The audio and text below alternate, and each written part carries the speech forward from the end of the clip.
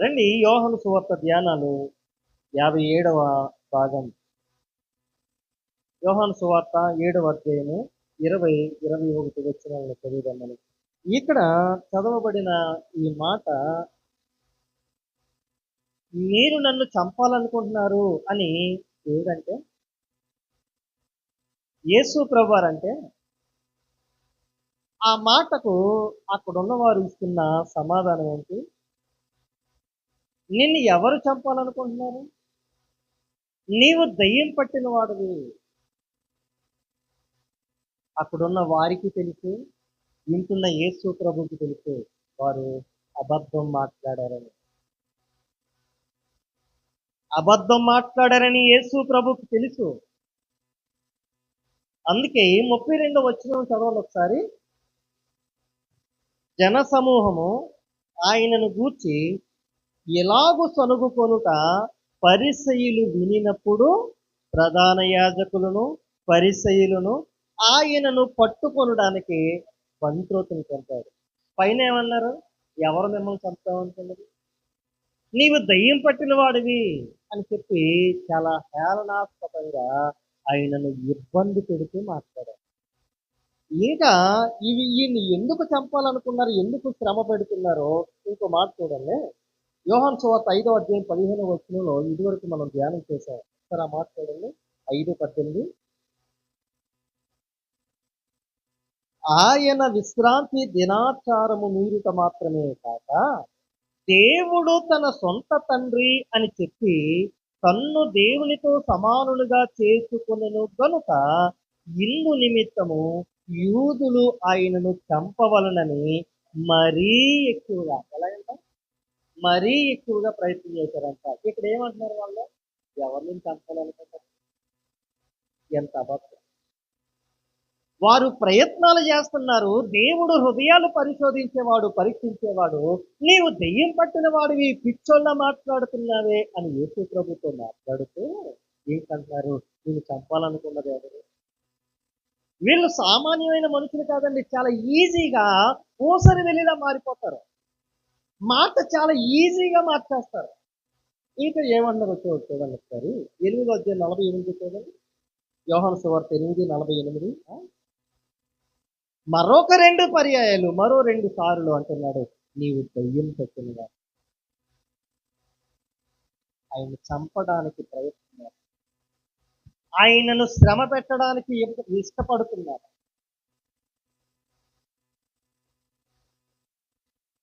ఆయనను అంతగా ఇబ్బంది పెడుతున్న వారి మీద చంపాలని చూస్తున్నప్పుడు కూడా ప్రేమ తగ్గలేదంటుంది ఆయనకి. ఎంత ప్రేమ! యేసు ప్రభుని ఎంతగానో శ్రమ పెట్టారో, కానీ ఆ శ్రమలో కూడా ఆయన మనకు మాదిరిని చూపించారు.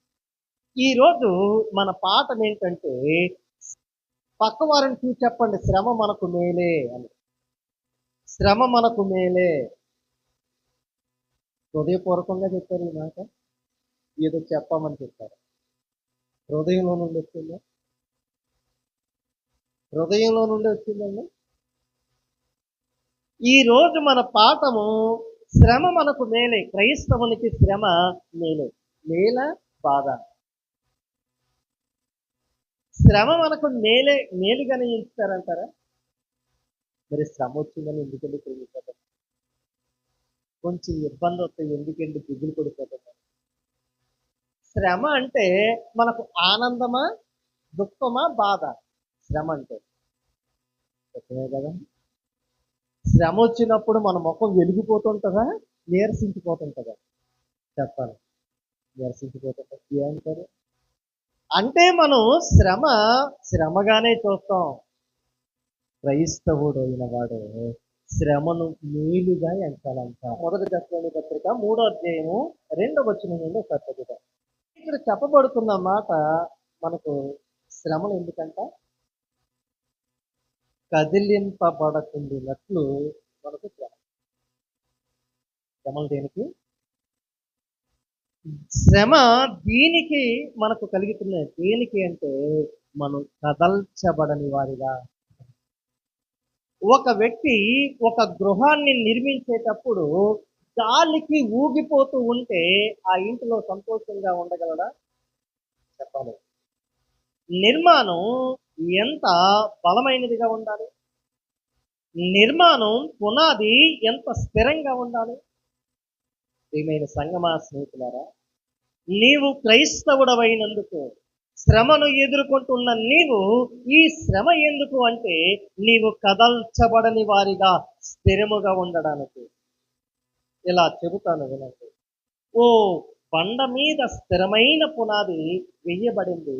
పెద్ద తుఫాను రాత్రింబగళ్ళు ఈదురుగాలులతో వచ్చి కొడుతూ ఉన్నాయి. ఆ ఇంటిని ఏమైనా కదపగలదా? చెప్పాలి. ఒక తాటాకులతోటి కర్రలతోటి ఒక పాక వేయబడి ఉంది. రాత్రి నుండి గాలి విసిరి విసిరి కొడుతుంది. ఉదయానికి ఆ ఇల్లు, పాత ఇల్లు ఉంటుందా, ఊడిపోతుందా? కారణం ఏంటి? ఆ బిల్డింగ్ బలమైనది, పునాదితో వేయబడింది. ఈ పాక, తాటాకుల పాక, కర్రలతో, ఆకులతో నిర్మించబడింది. తుఫాను రావడం ఆగలేదు. స్థిరంగా ఉన్న బిల్డింగ్ మీదకి తుఫాను వచ్చింది, కర్రలతో కట్టిన ఇంటి మీదకి తుఫాను వచ్చింది. అక్కడ ఏది ఉంది, ఏది లేదు? స్థిరముగా కట్టిన ఇంటి నిర్మాణం అలాగే ఉంది, కర్రలతో కట్టిన నిర్మాణం. ఓ క్రైస్తవునిగా జీవిస్తున్న నీవు నేను, మనిషిగా బ్రతుకుతున్న నీవు నేను, ఈ శ్రమలు అనేవి మన మీద దాడి చేస్తున్నప్పుడు నిన్ను స్థిరముగా పరచడానికి, బలముగా ఉంచడానికి ఈ శ్రమలు నీకు ఆనకట్టల్లా అడ్డుగా ఆనకట్టల్లా. శ్రమ నిన్ను కృంగదీయకుండగా బలంగా నిలబడలేదు. ఈ శ్రమను బట్టి నీవు కృంగిపోవద్దు. ఆ శ్రమకు ఎదురు నిలువు. ఎదురు. రెండవది మనకు ఈ శ్రమలను క్రమశిక్షణలో పెట్టడానికి వస్తాయి. ఇది వచ్చిన ఒకటి ఉంది, దాన్ని చూపించండి. ఫిబ్రవరి పత్రిక 12వ అధ్యాయము 6వ వచనం. చాలు, ఇక్కడ చెప్పుకున్న మాట. శ్రమలు ఎందుకు వస్తాయంట? శిక్ష ఎందుకు వస్తుందంట? శిక్ష ఎందుకు వస్తుంది? నిన్ను క్రమశిక్షణలో పెట్ట. నీకు వచ్చే ప్రతి శ్రమ వెనుక దేవుడు ఒక పాఠాన్ని నేర్పించాలనుకుంటున్నాడు. నీవు ఎదుర్కొంటున్న శ్రమ చిన్నదైనా కావచ్చు, పెద్దదైనా కావచ్చు. ఆ శ్రమ భార్య ద్వారా అయినా కావచ్చు, భర్త ద్వారా అయినా కావచ్చు. ఆ శ్రమ బంధువుల ద్వారా కావచ్చు, ఆర్థిక పరమైనది కావచ్చు, శారీరకమైనది కావచ్చు. ఈ శ్రమ ఏదేమైనను కూడా నీకు ఒక పాఠాన్ని, క్రమశిక్షణను నేర్పించడానికి ఈ శ్రమ మనకు వస్తుంది. సత్యాన్ని మరచిపో. మొదటిది ఎందుకు వస్తుంది? మనలను కదల్చని వారిగా మార్చడానికి శ్రమలు మనకు వస్తాయి. రెండవది, శ్రమలు ఎందుకు వస్తాయి అంటే మనల్ని క్రమశిక్షణలో పెట్టడానికి. దేవుడు కొన్ని శ్రమలను ఆమోదిస్తాడు అని ఈ వాక్యానికి అర్థం. ఎందుకు? తన సొంత కుమారుణ్ణి తప్పిపోతున్నప్పుడు తన తండ్రి దండించి సరి అయిన క్రమంలో పెట్టాలి అని అనుకుంటాడు. సరే, ఈ మాటను నేను కొంచెం పొడిగిస్తున్నాను, కొంచెం వినండి. మనకు పుట్టిన బిడ్డలు వారు తప్పుడు మార్గంలో వెళ్తున్నారంటే మనము ఒక దెబ్బ కొట్టైనా వారిని సన్మార్గంలో పెట్టాలనుకుంటాం. అవునండి, సన్మార్గంలో పెట్టాలనుకుంటాం. అదే మనకు ఎవరైనా హాని చేసిన వారికి బుద్ధి చెప్పి సరి అయిన మార్గంలో పెట్టాలి అని అనుకుంటామా? వాడిని శిక్షించాలనుకుంటాం, వాడు మరీ తిరిగి లేకుండా కొట్టాలి అనుకుంటాం. ఇది శత్రువు భావించే తత్వం. కుమారుడు, బంధువు అనుకునే వారిని మనము శిక్షిస్తాము, కానీ సరి అయిన మార్గంలో పెట్టాలి అని అనుకుంటాం. కానీ శత్రువుని మట్టుకి వాడు పైకి లేవకుండా తృప్తియాలి అనుకుంటాం. దేవుడు మనలను తన బిడ్డలుగా ఎంచాడు కనుక కుమారునిగా ఎంచాడు గనక, కుమార్తెలుగా ఎంచాడు గనక మనము సన్మార్గములో వెళ్ళడానికి క్రమశిక్షణలో మనల్ని పాలివారిగా ఆయన మార్చేస్తాడు. రెండవది ఏంటి? శ్రమలు మనకు క్రమశిక్షణను నేర్పిస్తాయి. మూడవది ఒకసారి చూడండి. ఇది కొంచెం బాగుంటుంది, కొంచెం ఆలోచిస్తూ చదవాలి. శ్రమలు మనలను పరీక్షిస్తాయి. మూడవది ఏంటండి? శ్రమలు మనలను పరీక్షిస్తాయి. 2వ దినవృత్తాంతాల గ్రంథము 32వ అధ్యాయము 31వ వచనాన్ని ఒకసారి చదువుదాం. హిజ్కియా అనే ఒక రాజు ఉన్నాడు. హిజ్కియా చెప్పండి. హిజ్కియా. ఈ రాజు గురించి పైన చదివితే భలే అనిపిస్తుంది. ఏమని అంటే, అతడి ఆస్తి పెరిగింది, పేరు పెరిగింది, హోదా పెరిగింది, రాజ్యము నలుదిశలా కూడా అతని పేరు, ప్రత్యేకత, డబ్బు, ఐశ్వర్యం, అంతస్తు అంతకంతకు పెరుగుతూనే ఉంది.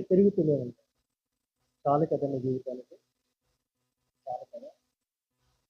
మన జీవితంలో ఎప్పుడైతే మనము ఈ స్థాయి నుండి ఈ స్థాయికి వెళ్తామో, జాగ్రత్తగా వెళ్తాం, ఈ స్థాయి నుండి ఈ స్థాయికి వెళ్తామో మనకేమొస్తుంది అప్పుడు చెప్పండి? తెలుసు, అందరికీ తెలుసు. కానీ ఎందుకనో గర్వం వస్తుంది అని గర్వపడతామే తప్ప. హిజ్కియా ఒకప్పుడు చాలా చిన్న రాజు. అతడి పేరు, ప్రత్యేకత, ఆస్తి, ఐశ్వర్యం మొత్తం అంతా చదవండి. మీ ఈ 32 అధ్యాయం భలే ఉంటది. ఎంత కొద్ది సమయంలో ఎంత అయిపోవడం ఏంటి, ఎంత హెచ్చుగా వెళ్ళిపోవడం. అప్పుడు దేవుడు అనుకున్నాంట, బాబు గాల్లో మేడలు కట్టి గాల్లో ఎగరడం, విహరించడం ఆపి కొంచెం భూమి మీద నడుస్తారా? చాలా మంది ఇలాగే ఉంటారండి. కొంచెం ఉంటే ఇంకా పట్టుకోలేము, ఇంకా తాడేసి రాగదమన్నా తాడును కూడా తెంపి ఎగిరిపోతాం. నాకు ఆకాశమే హద్దు అన్నట్టుగా ఎగిరిపోతుంటారు కొంతమంది. దేవుడు అంటాడు, అప్పుడు నిన్ను పరీక్షిస్తాను, ఈ సమయంలో ఎలా ఉంటావు, ఈ సమయంలో ఎలాగుంటావు అని కొంచెం పరీక్షలు ప్రారంభించాడు. ఈ హిజ్కియాను కూడా అలాగే పరీక్షించాడు. ఏం చేశాడు? బబులోను రాజులను, అక్కడ ఉన్న అధికారులను పురికొల్పాడంట దేవుడు. వారు వచ్చి శ్రమను, శోధనను కలుగజేశారు. నీవు నేను దేవుడిచ్చిన ఆహ్లాదాన్ని, దేవుని యొక్క కృపను చేతకానితనంగా చూస్తాము. దేవుని యొక్క ప్రేమ చేతకానితనంగా చూస్తాం మనం. దేవుని యొక్క ఔన్నత్యత వెర్రితనంగా చూస్తాం. అందుకే కొరింథీ గ్రంథకర్త ఇలాగంటాడు. ఏమంటాడో తెలుసా? సిలువను గూర్చిన వార్త నశించుచున్న వారికి వెర్రితనం అంట. సిలువ వెర్రితనం కొంతమందికి. అందుకే హేళన చేస్తారు సిలువ అంటే. సిలువ అంటే అవమానిస్తారు చాలా మంది. సిలువ వెనకాల ఉన్న త్యాగము చాలా విలువైనది. సిలువ వెనకాల ఉన్న త్యాగము ఎంత అమూల్యమైనది. సిలువ వెనకాల ఉన్న త్యాగము సృష్టి ఆరంభములోనే పడింది. సిలువ వెనకాల ఉన్నటువంటి ఆలోచన ప్రణాళిక సృష్టి ప్రారంభములో మనిషి పతనమైనప్పుడే పడింది. అప్పటి ప్రణాళిక కొంతమందికి వెర్రితనం.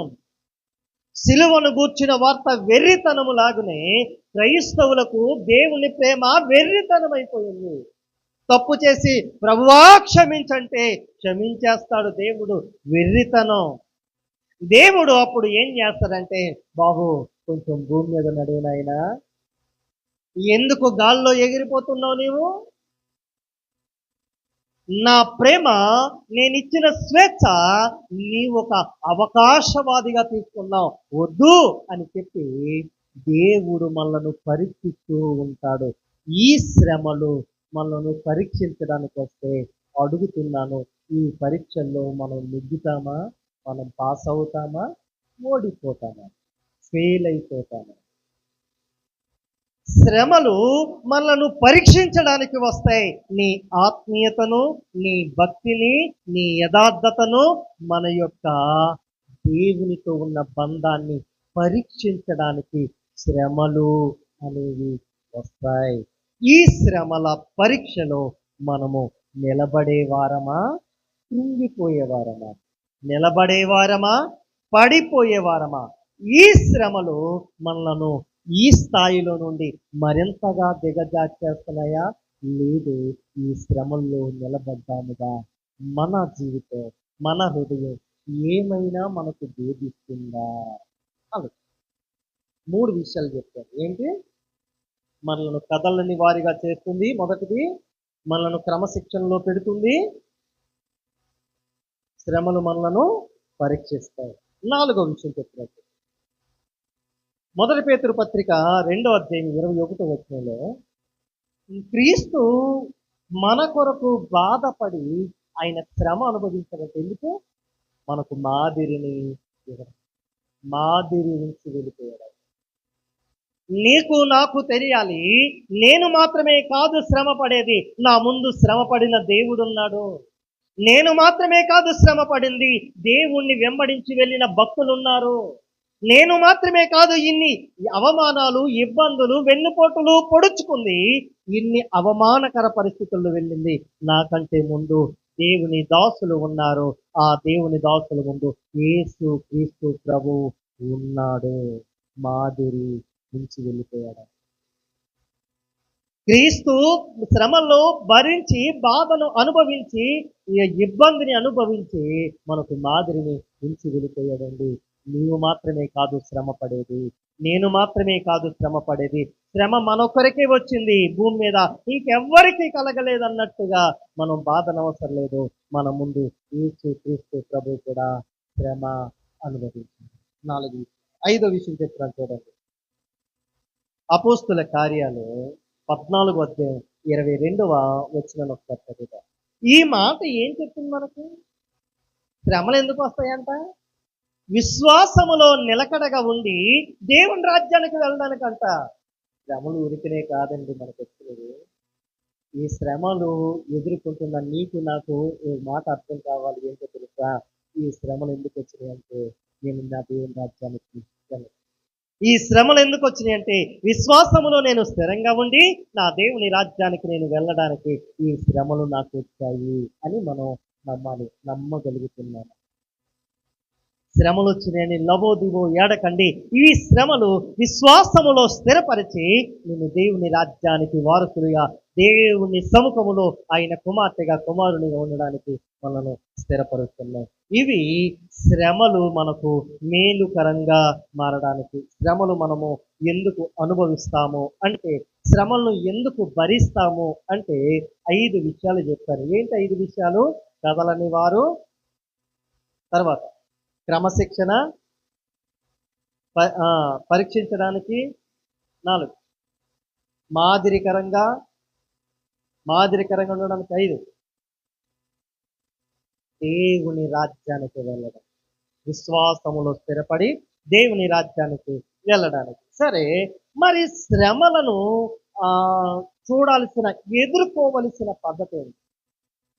శ్రమలను మనం ఎలా ఎదుర్కొంటాం? మనం శ్రమలను చూడాల్సిన పద్ధతి, లేకపోతే శ్రమలను ఎదుర్కోవలసిన వైఖరి ఒక 4 విషయాలు చెప్తాను. 1, యోబు గ్రంథం 1వ అధ్యాయం 22వ వచనం. మొదటిది ఏంటంటే, శ్రమలలో దేవుణ్ణి నిందించకూడదు. ఏంటండి? శ్రమలు వచ్చినాయని దేవుని మీద నింద వేయకూడదు, మొదటిది. 2వది, యాకోబు పత్రిక 1వ అధ్యాయము 2వ వచనం, శ్రమ ఆనందంగా ఎంచాలి. శ్రమను ఆనందంగా ఎంచాలి. 3, 1 పేతురు పత్రిక 2వ అధ్యాయం 23వ వచనం, శ్రమను దేవునికి సమర్పించాలి. ఈ మాట నాకు అర్థం కాలేదు. శ్రమను దేవునికి అర్పించడం ఏంటి? శ్రమ వచ్చినప్పుడు దేవునికి ఎంత దగ్గరైపోతాం మనం ఎప్పుడైనా గమనించాలి? శ్రమ వచ్చినప్పుడు ఎంతగా ఒదిగిపోతాం. మనంత భక్తికి మామూలుగా ఎవరో చేయలేరు. ఇంకా బాధ వచ్చిన, అవునంటారా? శ్రమ వచ్చినప్పుడు ఎంతగా అబ్బో, ఎంత కన్నీరు, ఎంత ప్రార్థన, ఎంత ప్రాధేయ. శ్రమ తీరుకోగానే దేవుడే సహాయం. హాయ్ దేవుడా, ఎప్పుడో ఉన్నాడు, మళ్ళా శ్రమ వస్తాయి, మళ్ళా బాధ వస్తాయి. శ్రమలను మనము దేవునికి సమర్పించుకోవాలి. సమర్పణ హృదయంలో నుండి జరగాలి. మొదటి పేతురు పత్రిక 2:20. తర్వాత 4వదిగా యోబు గ్రంథం 1:21 శ్రమ దేవుణ్ణి స్తుతించే రీతిగా మార్చుతారు. చెప్పండి. శ్రమ వచ్చిందని దేవుని స్తుతించాలి. యోబు ఏమంటాడు? యెహోవా ఇచ్చాడు, యెహోవా తీసుకున్నాడు, ఆయన నామమునకు స్తుతి కలుగునుగా. చెప్పండి. కడుపును పుట్టిన 10 మంది బిడ్డలు చనిపోతే ఎవరు చెప్పగలరండి? సంపాదించిన ఆస్తి, పేరు, ప్రత్యేకత అంతా కూడా